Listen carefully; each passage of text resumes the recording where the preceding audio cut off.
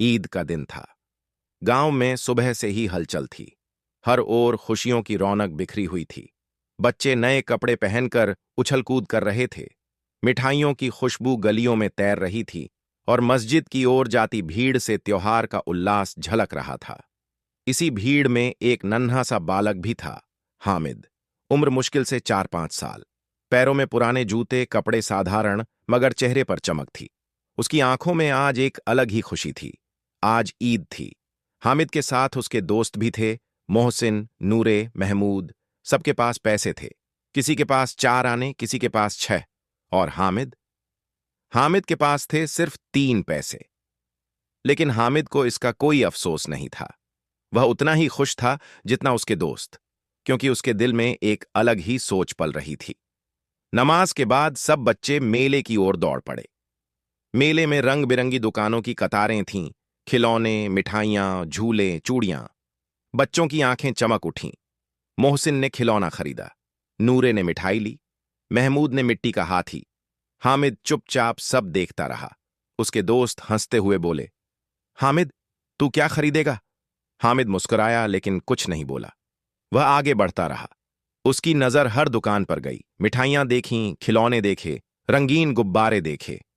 मन जरूर ललचाया, लेकिन हर बार एक चेहरा उसकी आंखों के सामने आ जाता। उसकी दादी अमीना।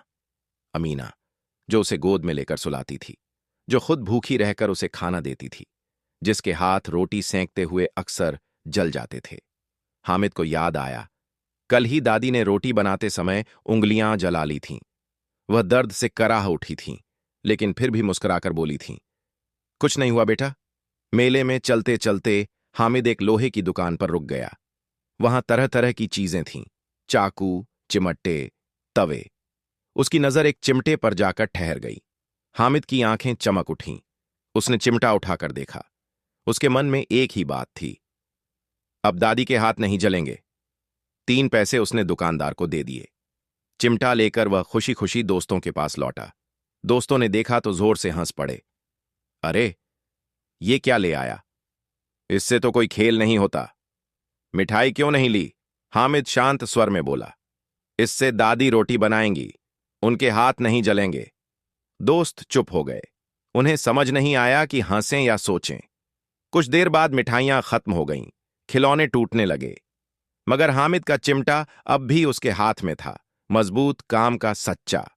शाम को हामिद घर लौटा। अमीना दरवाजे पर बैठी उसका इंतजार कर रही थी। क्या लाया बेटा? हामिद ने चिमटा आगे बढ़ा दिया। अमीना चौंक गई। ये क्या है?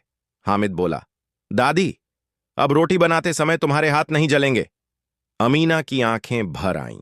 उसने हामिद को सीने से लगा लिया। उस पल उसे लगा जैसे दुनिया की सारी दौलत उसके आंगन में उतर आई हो। वह चिमटा उस दिन सिर्फ एक लोहे का टुकड़ा नहीं था, वह था ममता, त्याग और सच्चे प्रेम का प्रतीक। और वही नन्हा सा हामिद मेले में सबसे बड़ा आदमी साबित हुआ। सच्ची खुशी चीजों में नहीं, अपनों के लिए सोचने में होती है। प्रेमचंद की ईदगाह हमें सिखाती है कि गरीबी के बीच भी इंसानियत सबसे अमीर होती है।